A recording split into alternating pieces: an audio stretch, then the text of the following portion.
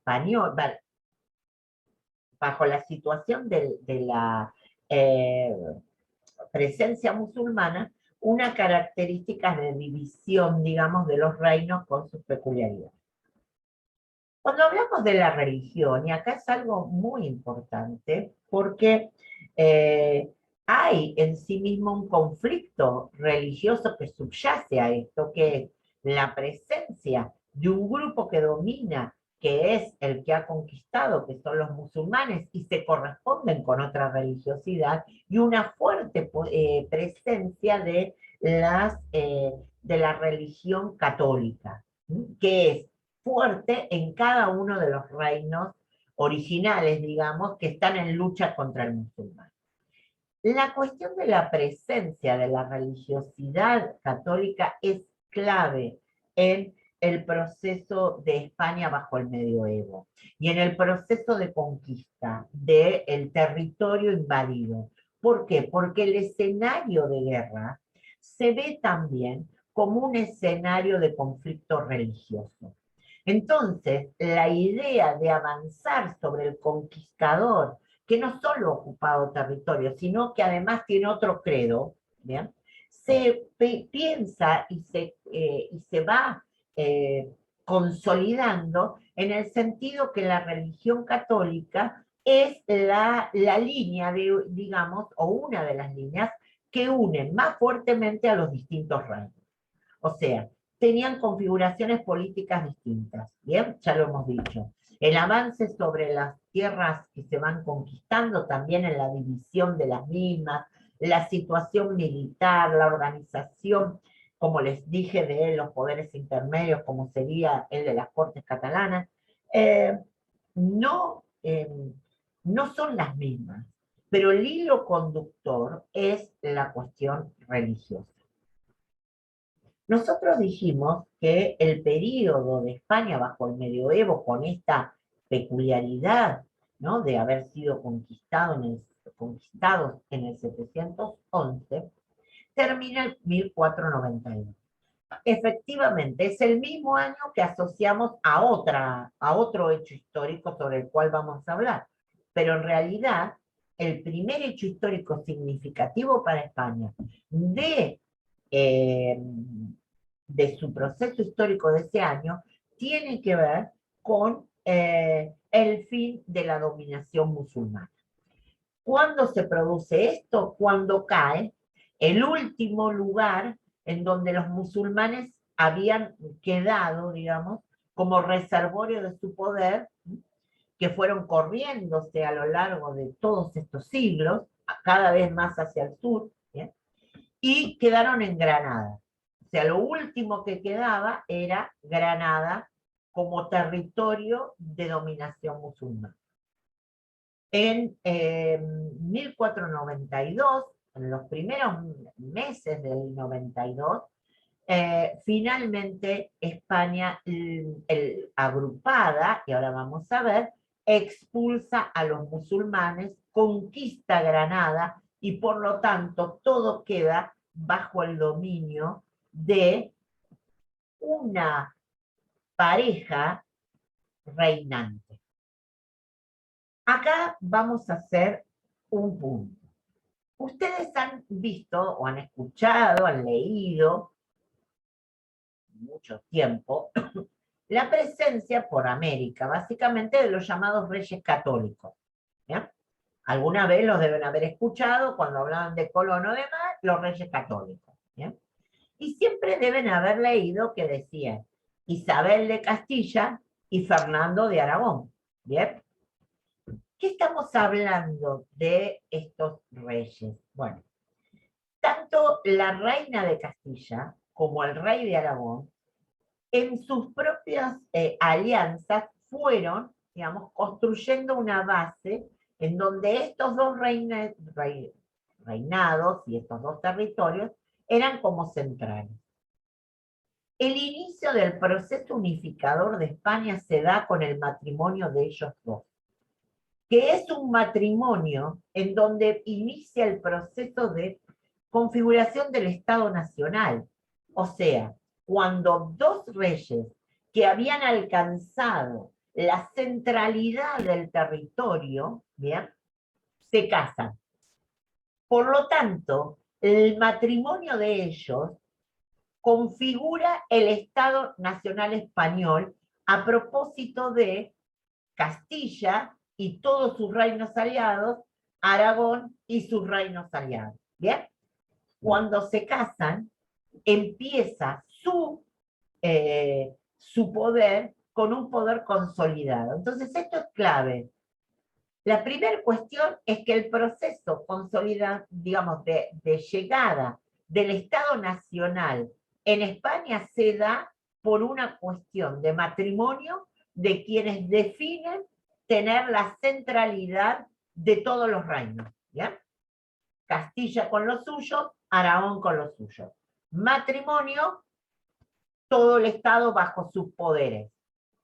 Ahora bien, tiene otra característica, la denominación. Nosotros siempre decimos Isabel de Castilla, Fernando de Aragón, pero acabo de decir cómo los conocimos siempre. Los conocimos como los reyes católicos. Por lo tanto, la fuerza de la definición de pertenencia religiosa no es una cuestión menor.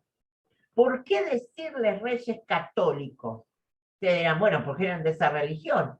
Está bien, pero ustedes vieron que, por ejemplo, en el resto del medioevo, por ejemplo, en Francia, Carlomagno, etcétera, también lo eran. Y sin embargo, no le adjudicaron a ninguno la identificación por la religiosidad.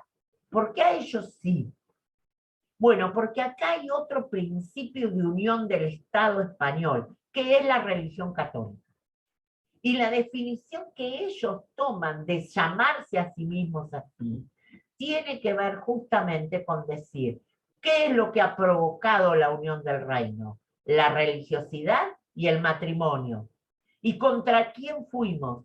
Contra los musulmanes, contra otra religión, contra otro grupo que pertenece a una religión distinta. ¿Bien? Por lo tanto, acá hay algo clave. Cuando se conforma el Estado español desde la unificación producto del matrimonio de la reina de Castilla y de Fernando de Aragón, la unificación se da especialmente sobre el hilo conductor de todo esto que es la religión católica. Y si decimos que ese proceso se consolida ante la expulsión de los musulmanes en 1492, para cuando se inicia el proceso conquistador del territorio americano, España está unificada bajo un matrimonio gobernante que define que la base de esa unión es la religión católica. Por lo tanto, en el proceso conquistador del territorio americano, no es una cuestión menor la presencia de la Iglesia Católica en las definiciones que se tomen, ¿me entienden? Entonces, ahí es donde ustedes pueden ver cómo se va configurando esto hacia ver una España que llega a la modernidad, con un matrimonio que se define como perteneciente a una religiosidad. Eso porque unifica el interior. Eso porque las vinculaciones, especialmente con el Vaticano, y las creencias de la época en relación a los territorios que se conquistan, es clave. Pero también porque en el resto de Europa, la religiosidad católica está resquebrajándose y están apareciendo, digamos, conflictos que ponen en riesgo a la presencia, digamos, fuerte de la Iglesia Católica como lo fue en todo el Medioevo.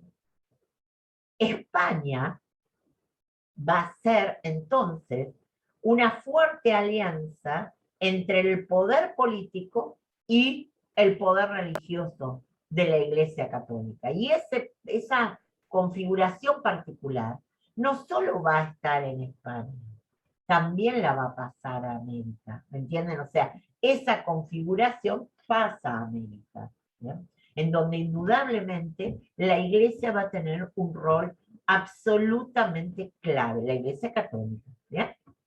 ¿Me van siguiendo cómo es el proceso para entender por qué aquí, bien, viene primero una fuerte presencia de la iglesia y cómo la vamos a ver en distintos momentos de esta unidad? Ustedes la van a ver con los profes el lunes, ¿bien? Entonces tienen que, digamos, tener claro que esto no es un proceso que empieza en 1492. Este es todo el proceso de la guerra contra el musulmán, la identificación del otro, digamos, y la pertenencia religiosa como fue. Ese matrimonio de los reyes católicos aseguraba la posibilidad, digamos, de que un heredero, bien, o heredera, terminara el proceso unificador. ¿Por qué digo esto? Porque en realidad, tanto Isabel de Castilla como Fernando de Aragón, primero, y esto no es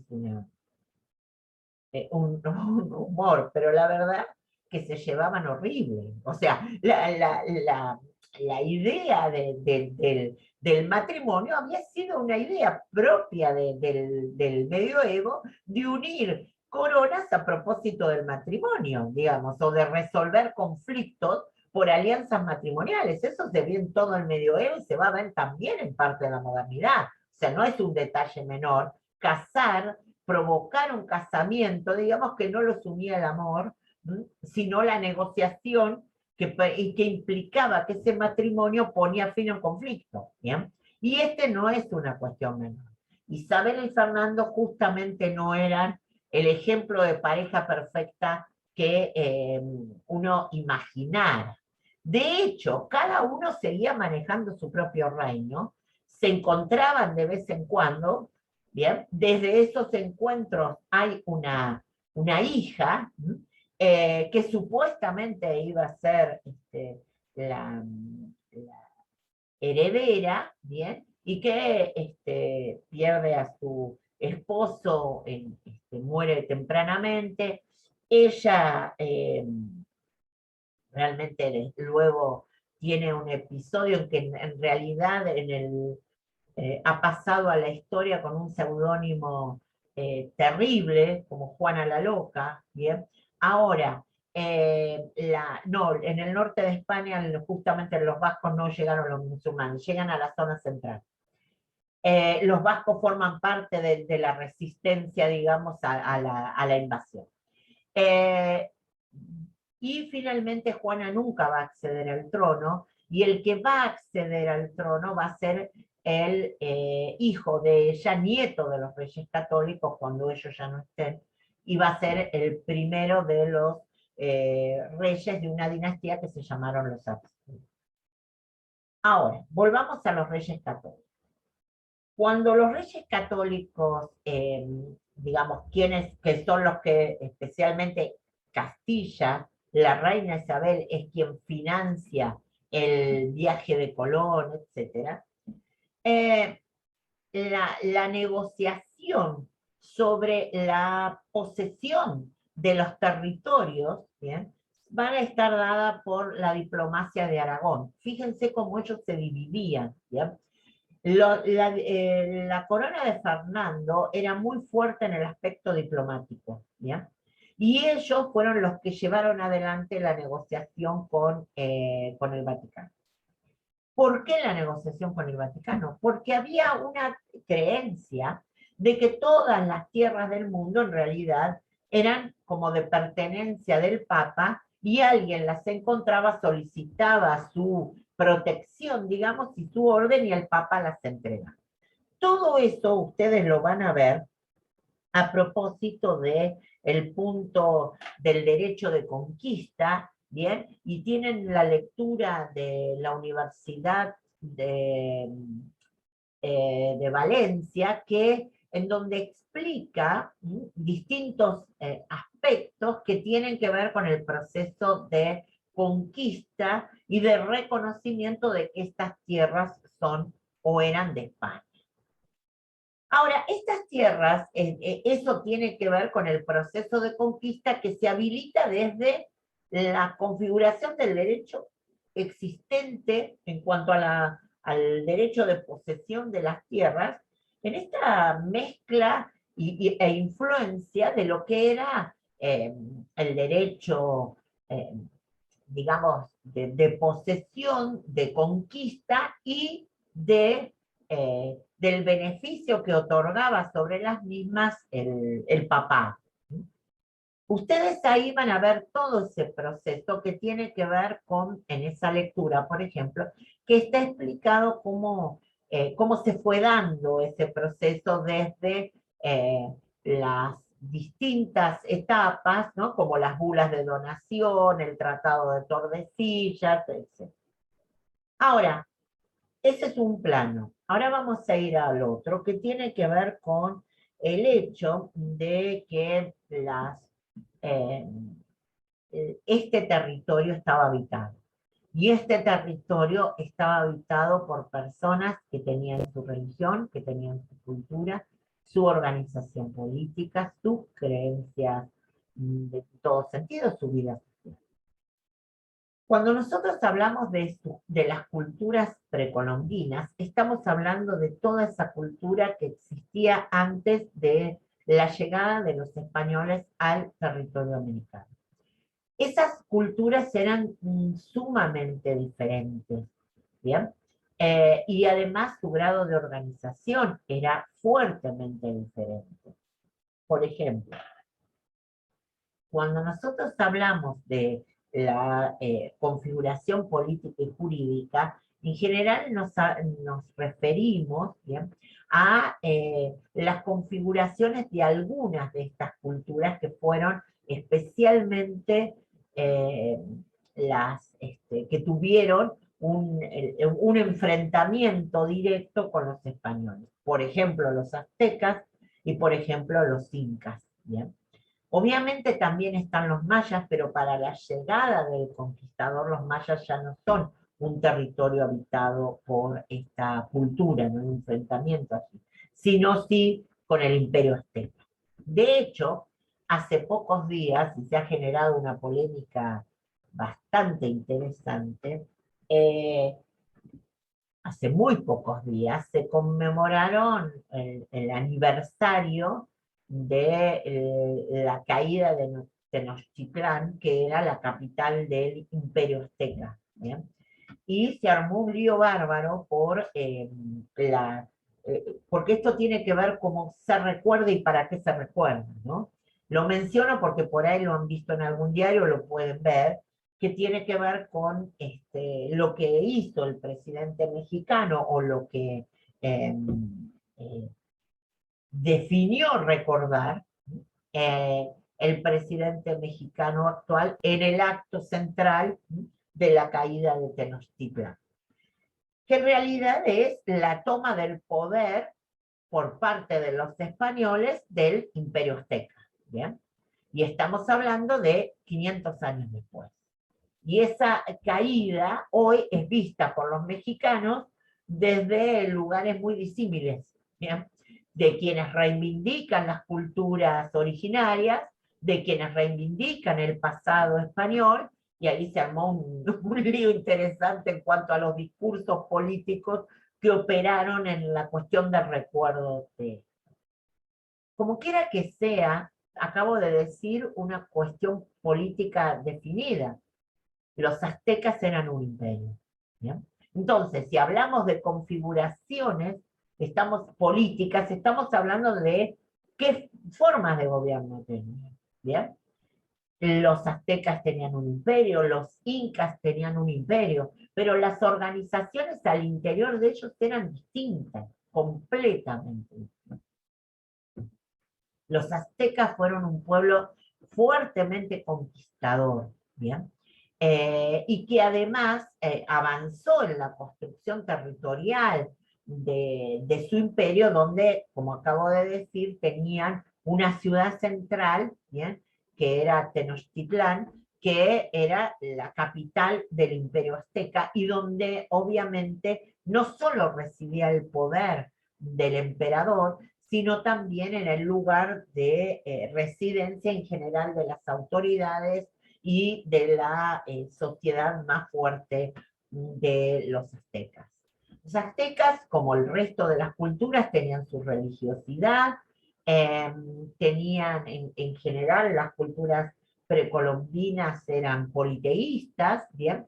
En general, algunas de ellas también apelaban a los sacrificios humanos, ¿bien? Específicamente los de los conquistados, también tenían la presencia de esclavos, que en muchos casos tenían que ver con los pueblos que habían conquistado en su camino al avance sobre su territorio. Y justamente menciono lo de los sacrificios humanos porque es uno de los problemas que va a discutirse en el proceso de conquista y que tiene que ver con la cuestión de qué hacer con esa situación, ¿no? Eh, de la consideración que había que plantear sobre las acciones que se sabía que ellos habían realizado oportunamente. En el caso de los incas, por ejemplo, también es una organización imperial, pero es otro grado de organización. Los incas tuvieron su imperio dividido en cuadrantes, como si dijéramos que estaban divididos en cuatro.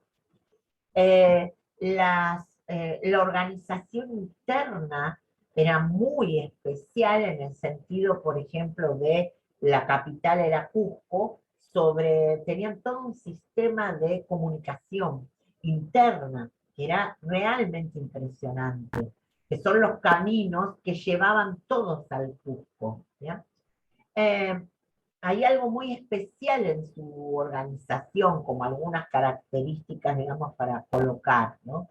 En el caso de los incas, tenían un sistema propio de organización que implicaba que los hombres, en algún momento de su vida, debían prestar un servicio al Estado, ¿bien? Debían prestar un servicio al Estado inca. ¿Cómo lo hacían? Como si fuera una suerte, a veces participaban en las conquistas, entonces iban al ejército, otras iban a la construcción de los caminos o la de los almacenes reales, que ya voy a decir de qué se trataba, iban a distintas acciones que el Estado definió. Y periódicamente se sorteaba cuál de los cuadrantes y en general en la configuración interna que era el ILU, proveía de hombres para trabajos puntuales, que podían ser, como les dije, desde ir a una guerra, porque había un sector que se había rebelado, que tenían que conquistar, o hasta lo que tenía que ver con levantar cosechas, armar caminos, lo que fuera. Yo acabo de decir que los incas tenían un sistema de caminos y en el medio contaban con lo que se llamaban almacenes reales. Los incas tenían en los medios del camino unas construcciones en donde guardaban distintos, de parte de las producciones que venían de todo el reino. En realidad cada uno de los cuadrantes proveía distintos artículos, productos que podía hacer o que hacía de acuerdo a sus características también ambientales, digo, en cuanto a la producción, por ejemplo, agrícola, y todo iba al imperio y se repartía. Entonces todos podían acceder a productos similares. En los almacenes se guardaba. En los almacenes se guardaba. ¿Y para qué se guardaba? Se guardaba para que tuviera en un tiempo de complejidad que podía ser una catástrofe climática, una situación de guerra o lo que fuere, se abrían los almacenes y se repartían las producciones. De un grado de organización los incas, muy, muy particular, Y esta idea de comunidad, que si bien tenían un Estado imperial, era una idea de comunidad que, digamos, excedía las características de lo que en su momento se habían visto las organizaciones de las distintas culturas. Por eso también es muy peculiar esa organización que es totalmente distinta a la del resto. No sé si Horacio, vos querés decir algo. Simplemente te quería, digamos, que completar lo que vos estabas diciendo. Bueno, ahí la guía 7 de nuestro compañero Francisco, Fabián. tal cual. Pero así, digamos, completando lo que está muy bien diciendo Alfonsina, de estas culturas precolombinas que se llaman así porque preexisten en el año 1492, que es de la conquista de Colombo. Yo hacía a grandes rasgos un comentario, eso que llama la atención. En las crónicas de Pizarro, ¿no? Se le llama a esta sociedad como una sociedad comunista. Hay un estudio que dice que Pizarro llegó a llamarla una prodigiosa república comunista, ¿no? A los incas. Estos básicamente estaban sometidos al poder de un monarca. Tenemos que tener en cuenta, para que ustedes vean, chicos, había unos 12 millones de habitantes en esa época, ¿no? Fíjense lo importante, lo trascendente que eran esas civilizaciones, la Inca principalmente, ¿no? Donde había una forma de gobierno teocrática, monárquica, y que el Inca gobernante se lo consideraba como un dios. Entonces, este monarca era temido y obedecido en forma absoluta. ¿Qué se dijo de los incas? Al comunismo incaico, que no puede ser negado ni disminuido por haberse desenvuelto bajo el régimen autocrático de los incas. Se lo llama comunismo agrario. Fíjense de la época donde viene esto, ¿no? Entonces, tengan en cuenta, esta civilización incaica no tenía moneda, no tenía mercados, no tenía esclavos, era una organización que podemos definir tal cual como socialista. Bueno, ahora seguramente Alfonsina va a ir a hablar del tema trascendente ahí de Bartolomé de las Casas, pero bueno, más o menos te quería completar un poquito, ¿no? Esta cuestión, que ellos, la forma era elaborar la tierra, se trataba de un trabajo comunal, tal cual dijo Alfonsina, y había otro sector también que estaba compuesto por un artesano, por mercaderes, se respetaba a los hombres mayores llamados atunrunas. Hay que tener en cuenta esta sociedad así bastante amplia, con pescadores, colonizadores, hay también los prisioneros de guerra, etc.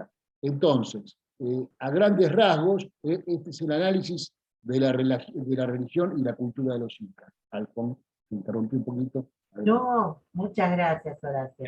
¿Por qué hacemos bastante hincapié en los incas? Bueno, porque parte de su escenario territorial de su poder alcanza al norte de nuestro país, digamos. O sea que los caminos del imperio y la presencia del imperio inca, digamos, la extensión territorial era realmente muy importante, y por otro lado porque es indudablemente una de las organizaciones, la organización más fuerte, ¿bien?, que existió en América del Sur. ¿Bien? En América del Norte, y específicamente en la zona de México, nos ubicamos con los aztecas, y como ya mencionamos, la cuestión de los mayas, que también en la península de Yucatán tuvieron una presencia, es previa a la conquista. De hecho, luego se conoce su situación en relación al avance sobre el territorio, pero el enfrentamiento de los españoles es con los aztecas y con los incas. Recién Horacio hacía hincapié en Pizarro, que es el conquistador, digamos. Pizarro y Almagro son los conquistadores del imperio inca, y en el caso del imperio azteca es Hernán Cortés. Ahora, digamos, hubo otras culturas precolombinas. O sea, todo lo que hoy hablamos de nuestros pueblos originarios remiten a pueblos que tenían su vida. Cuando hablamos de su vida, hablamos de su organización, ¿bien? que tenían que ver con las religiosidades, que tenían que ver con las características de sus autoridades, la organización social. ¿Bien? Ahora, obviamente, y también había algunos que eran, digamos, que no permanecían en un lugar ni se establecían un tiempo prolongado, y otros, como el caso de los incas, que indudablemente, o los aztecas, que llegaron a tener una organización muy fuerte. Tal como señaló Horacio, ¿bien? Eh, y ahí acá que está Fabián, si quiere comentar algo de la guía sobre la que se trabaja especialmente este tema. No sé si Fabián querés, porque vos sos uno de los autores. ¿Qué tal? Buenos días. Sí, más que nada, la recopilación que hicieron los españoles, las leyes de Indias, hicieron con el sistema de trabajo que ya venían de la época incaica y pre-incaica. La Mita, el Yanaconazgo y la Encomienda van a ser 3 institutos que van a utilizar los colonizadores españoles para, por ejemplo, la gran explotación que se dio en el Potosí, hoy actual territorio de Bolivia, en el Alto Perú, que se llamaba antes el Alto Perú. En ese territorio se aplicó la Mita. La Mita, y vuelvo a repetir, el Yanaconazgo, eran institutos y formas de organización de trabajo que tenían los incas. Los aztecas trabajaban más como bien dijo la profesora Guardia, con el tema de la esclavitud. Los pueblos conquistados por estas comunidades indígenas que son imperios porque estaban bien organizados, aquellos imperios o aquellas comunidades indígenas conquistadas eran sometidas a la esclavitud en el caso de los aztecas. En el caso de los incas se utilizaba de otra manera, la lumbre. Por ejemplo, la mitad se utilizaban mano de obra indígena por los incas para lo que es la construcción de puentes, caminos. Estaban muy bien organizados los incas en aquella época. El Yanaconazgo viene un poquito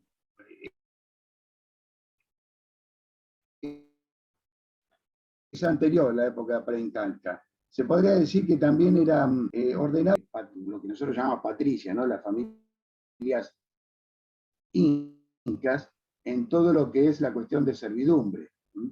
Y por último, un instituto que también, por eso fue traído por los colonizadores españoles, fue la encomienda. La encomienda y los encomenderos eran más que nada para los trabajos agrícolas y ganaderos.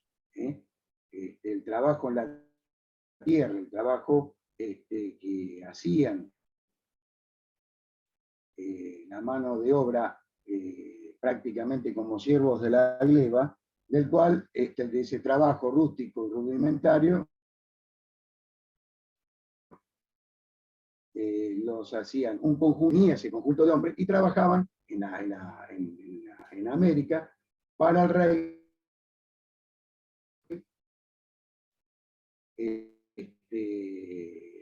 Las reducciones también, pero las reducciones ya eran más que nada un instituto del lado de la Iglesia Católica. Las reducciones era una forma de evangelización, una forma de que también trabajaran las comunidades indígenas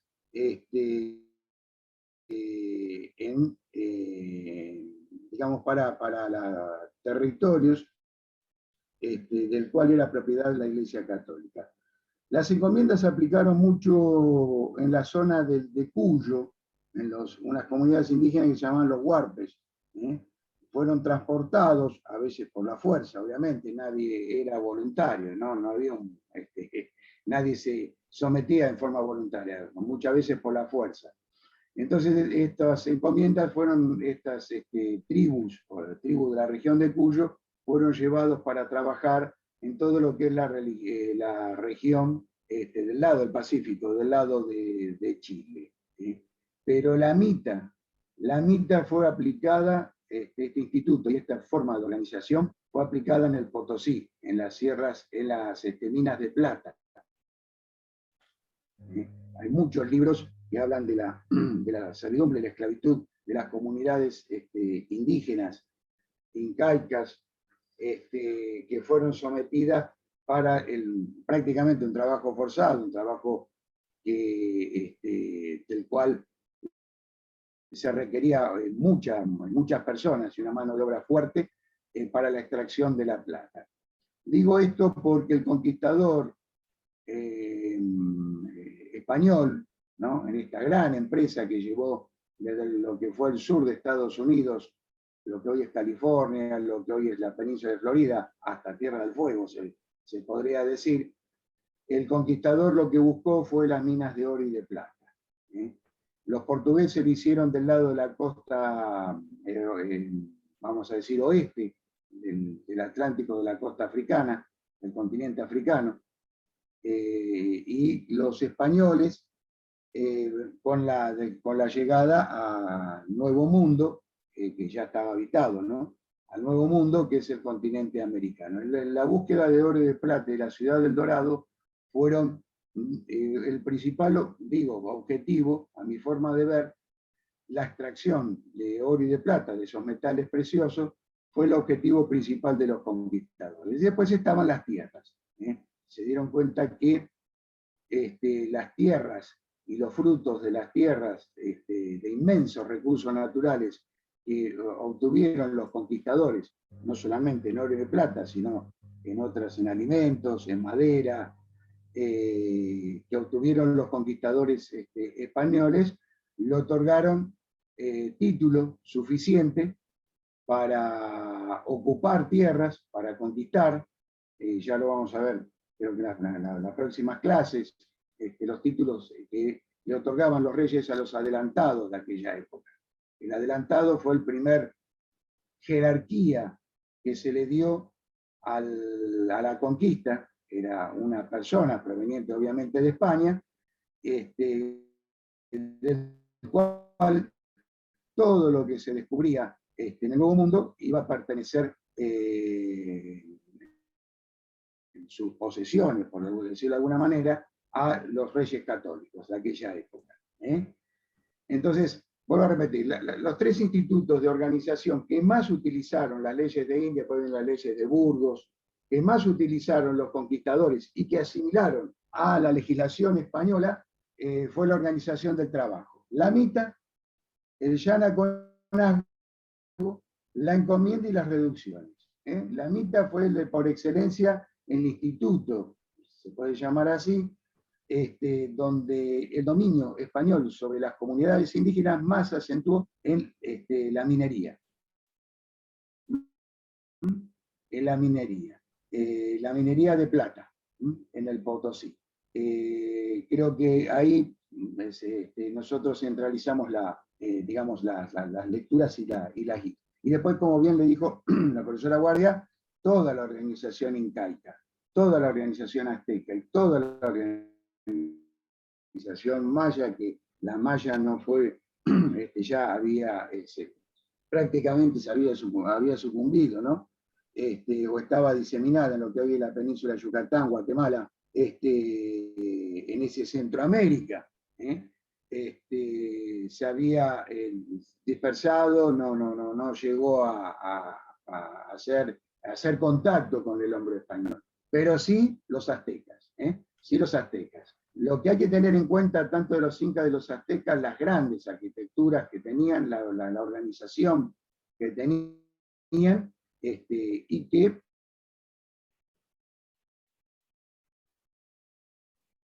algunos lo tomarán como un genocidio, otros como un choque de civilizaciones. Ahora va a venir la discusión entre la Iglesia Católica, algunos proclives a alguna evangelización pacífica cristiana, como Cristo había enseñado a sus discípulos, y otros que también provenientes de la Iglesia Católica, con nombre y apellido, decían que eran culturas, las precolombinas o las culturas aborígenes, o de los, como hoy se llama, pueblos originarios, tenían que ser culturas, digamos, no tenidas en cuenta, o como subculturas, utilizando hoy lo que llamamos un eurocentrismo, una cultura del cual el europeo tenía el derecho de conquistar, aplastarlos por medio de las guerras, ¿no? Esclavizarlos, porque ellos consideraban que eran animales directamente. Tenían costumbres pecaminosas, eran vagos,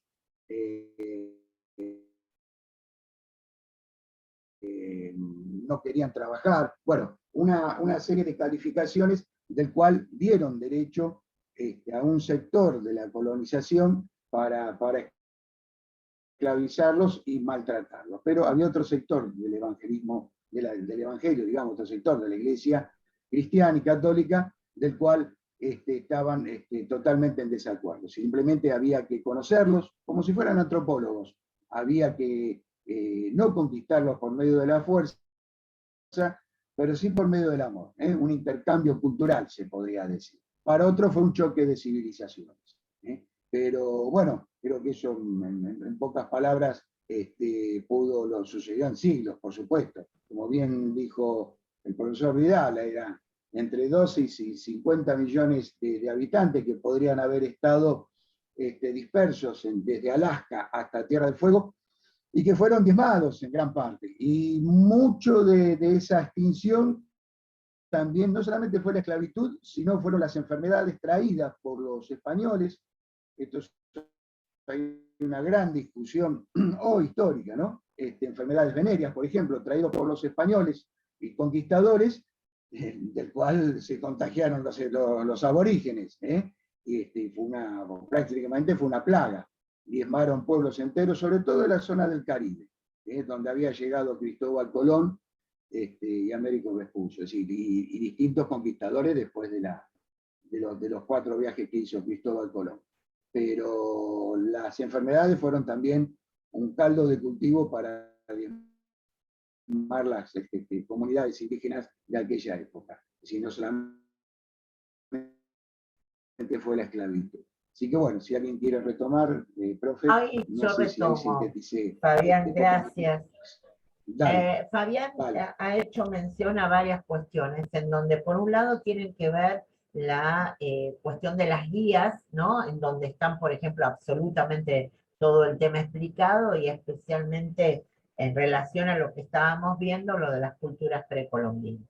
Tal como él señaló, había definiciones que ya venían de la organización social de los, por ejemplo, de los incas, que los españoles tomaron y utilizaron y reinterpretaron para su propio beneficio. En un momento, Fabián mencionó la cuestión del Caribe, que es el lugar donde llegan las primeras expediciones, especialmente de Colón, y que es el primer lugar de conquista. Y es el primer lugar donde indudablemente se produce en ese enfrentamiento completamente desigual prácticamente la extinción de gran parte de la población de las islas del Caribe. A partir de ahí, y ustedes van a tener en la lectura, Fabián dijo, la Iglesia adoptó distintas posturas en relación a esto, pero en un primer momento la Iglesia Católica también es la primera que denuncia la situación a la que es sometido los distintos pueblos, y básicamente a este proceso prácticamente de exterminio que se hace sistemáticamente en relación a los trabajos forzosos a los que se los sometía. Ahí van a ver, y el lunes lo van a trabajar, en lo que se llama la controversia de Valladolid. O sea, cuando se pone en discusión qué hacer con los distintos pueblos, las características por las que están atravesando, el parte de la iglesia que se planta en contra de los propios conquistadores españoles, y las definiciones que se empiezan a tomar a partir de acá. Fabián hizo mención a algunas leyes, ¿bien?, que tienen que ver cómo el Estado español, a propósito de la discusión sobre las formas de vida que plantea y la vinculación y la terrible situación que pasaban especialmente los pueblos originarios, te llevan a pensar en normas que tienen que ver en relación directa a ello. Ustedes van a ver el lunes, especialmente dentro de las llamadas leyes de Indias, las leyes de Burgos, que creo que mencionó Fabián, y las leyes nuevas, ¿bien? Que tienen que ver con justamente pensar socialmente qué hacer con los pueblos y cuáles son sus características. Ahí Fabián señaló, había quienes decían son salvajes. Usted en la lectura de, de la Universidad de Valencia van a ver algunas considerando, como de Bartolomé de las Casas, que consideraba que no era, digamos, gente que no tuviera acceso a ninguna posibilidad de entender, que eran seres racionales, porque una de las cuestiones que se va a empezar a discutir es si son seres racionales o no, ¿bien? Y qué hacer con ellos. Y van a leer también en esos extractos que hace el aporte de esa lectura, por ejemplo, sobre horribles consideraciones que hacen otros autores. O sea, es realmente una discusión.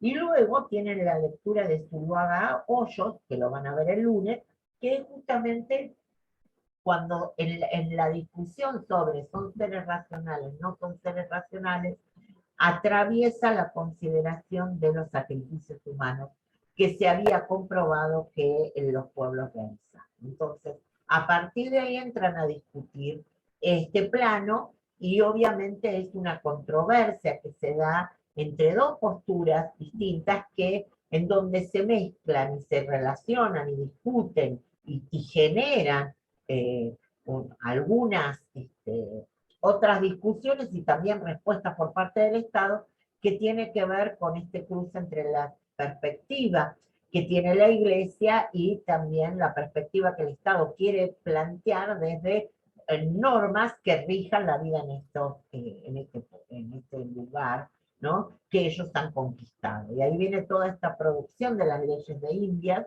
que son leyes para este territorio, y la cuestión que tiene que ver específicamente con esta problemática a propósito de las leyes de Burgos y las leyes nuevas. También en esta unidad, y lo van a ver el lunes, van a ver cómo España, en tanto metrópoli, ordenó la creación de instituciones en América e instituciones en España, ¿bien? Y cómo cada una de esas instituciones tenía una función. Es clave que ustedes identifiquen las instituciones que residen en América y las que crea las que residen en España y las que crea para América. Y también que cuando lo vean el lunes, definan las características diferenciales que tienen, por un lado, durante una etapa, que es la más fuerte de lo que sería la etapa de los Austrias o la etapa de los Habsburgos, durante el siglo XVI y el siglo XVII, y qué pasa con el XVIII cuando llega otra dinastía, que son los Borbones, que van a cambiar algunas cuestiones, van a incorporar otras, como las intendencias, por ejemplo, y además van a cambiar el perfil económico. Fabián dio una línea y dijo, venían por el oro y la plata especialmente, por eso las civilizaciones como los aztecas o los incas se volvieron objeto de total codicia porque se observaban en sus, por ejemplo, en lo que detentaban en su poder, oro, plata, y digamos, la intención de lograr poseer esto, digamos, los metales preciosos para mandar hacia España, era absolutamente una clave dentro de la conquista, ¿no? Y especialmente en lo que tenía que ver con la definición económica, ¿bien? América fue conquistada luego para que sirviera para que España también sustentara sus propias luchas en el escenario europeo. De hecho, hay un historiador que señaló que el oro y la plata de América pasó por España como si fuera una ola, ¿no? O sea, la vieron pasar porque en definitiva cuando llegaba la destinaban a meterse en cuanta guerra y conflicto existía en Europa, ¿bien? Y no quedó ni siquiera para la propia España en el sentido de hacer de ese lugar una, digamos, un país poderoso en términos económicos. De hecho, gran parte del oro y la plata sirvió para las aventuras imperiales o incluso en un primer momento hasta para convertirse, en el caso de Carlos I de España, al que he mencionado, en quinto de Alemania y la posibilidad de prácticamente comprar el trono, ¿no? Y en gran medida tuvo que ver con los recursos que provenían de América.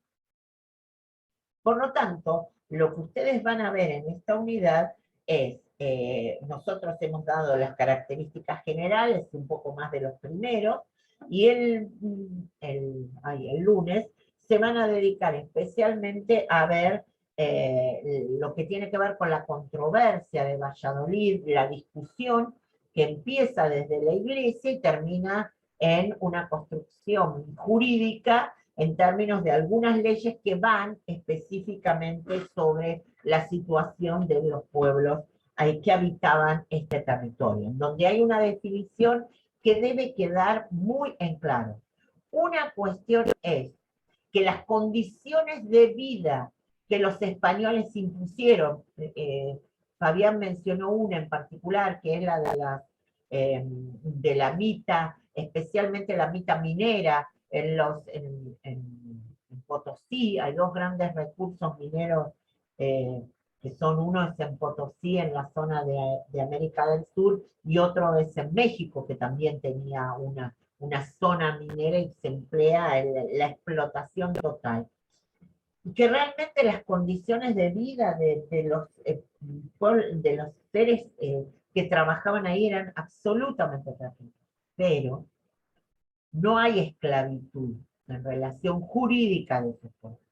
Digamos, lo que hay es un sistema de protección que habilitan especialmente las leyes de Burgos y las leyes nuevas con respecto a la consideración de esas personas.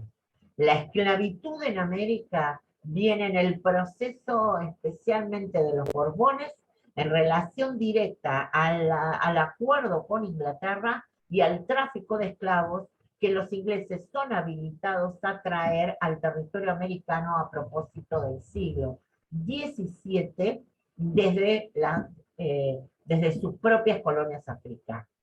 Ahora, ustedes dirán, pero los trataban horrible, totalmente de acuerdo. Eran prácticamente esclavos, totalmente de acuerdo. Pero la consideración jurídica se encargaron bien de diferenciarla, ¿bien?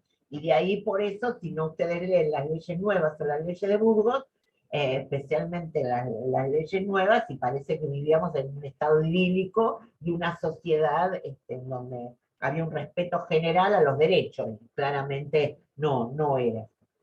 En relación a cómo cerramos esta unidad, porque cuando nosotros nos volvamos a ver el miércoles que viene, ustedes ya habrán cerrado con sus profes la unidad 5 y el bloque 1. Nosotros hemos identificado los ejes claves en las distintas clases. Los profes han tomado los días lunes algunas unidades. Yo me encargué también con los profes de hacer otras unidades. Quiero que quede bien claro que ustedes, digamos, el eje central está dado en las lecturas obligatorias.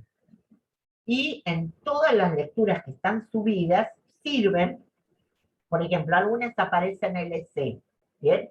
Uno preguntó, bueno, ¿qué significa esto? Hay en las comunicaciones, al comienzo de la cátedra hay un ítem donde dice cuáles son digamos, las indicaciones de las siglas que se utilizan al interior del aula virtual. Las LC son lecturas complementarias.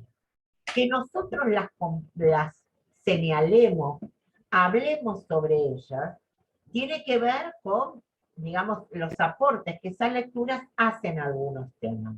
Pero a la vista del parcial nos vamos a centrar especialmente en las obligatorias, ¿no? Ayer en el taller de lectura trabajaron ya algunas en particular, ¿no? Así que los que no pudieron, supongo que se subirá en breve, porque ya hemos aclarado que nosotros no tenemos que ver con las subidas de estas clases, ¿ya? No se preocupen, los que se tengan que retirar se retiran, ya sé que varios tienen una clase en paralelo y que será por Zoom, de otra materia. La idea entonces, como para cerrar esto, porque sé que hay varios que se tienen que ir a otras clases, mucho hincapié en las lecturas obligatorias, algunas las hemos trabajado en clase, otras las van a trabajar en el taller de lectura o ya lo hicieron, ¿bien? Tengan en claro cómo se vinculan esas lecturas obligatorias con los contenidos que damos. Disculpen. Y tomen en cuenta todas las indicaciones que los profes hemos señalado, o los lunes o los miércoles, ¿bien? Que tiene que ver con los ejes centrales sobre los que nosotros nos enfocamos, ¿bien? Así que por eso, mucho énfasis en las lecturas que tienen que ver con el contexto en el cual nosotros trabajamos, ¿bien? Bueno, mañana, de acuerdo al inicial cronograma, tendríamos que poner el foro sincrónico de actividades, ¿bien? Ustedes ya hemos visto que han participado varios.